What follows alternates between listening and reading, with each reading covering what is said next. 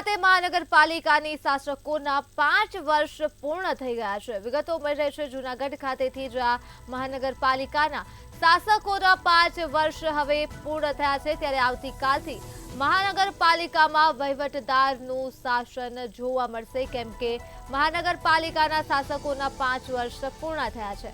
તો આ મુદ્દે જ આપણી સાથે સંવાદદાતા અમર બખાઈ ફોન લાઈન પર જોડાઈ ચૂક્યા છે।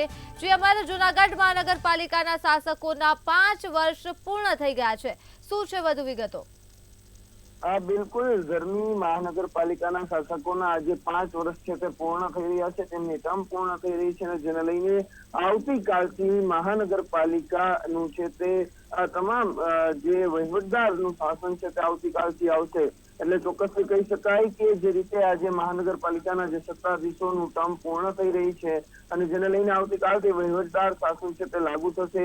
જે મહાનગરપાલિકાની જે ચૂંટણી હોય છે તે નથી થઈને જેને લઈને હવે વહીવટદાર શાસન લાગુ કરવામાં આવશે। ત્યારે વોર્ડ નંબર 6 ના જે કોંગી કોર્પોરેટર છે લલિત પરસાણાએ એક માંગણી કરી છે કે આગામી 5 વર્ષ સુધી ચૂંટણી યોજાવી ન જોઈએ અને મુખ્યમંત્રીને પત્રક લખી અને રજૂઆત કરી છે અને વહીવટદાર શાસન આગામી 5 વર્ષ સુધી ચલાવવું જોઈએ તેવી રજૂઆત કરવામાં આવી છે। તો બીજી તરફ સારા અધિકારીઓને જૂનાગઢમાં 4 સોંપવામાં આવે તેવું પણ આ પત્રમાં ઉલ્લેખ કરવામાં આવ્યું છે।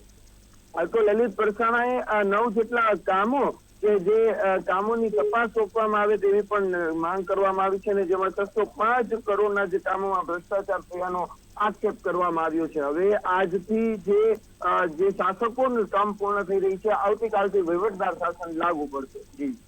જી અમાર તમામ વિગતો બદલ આભાર।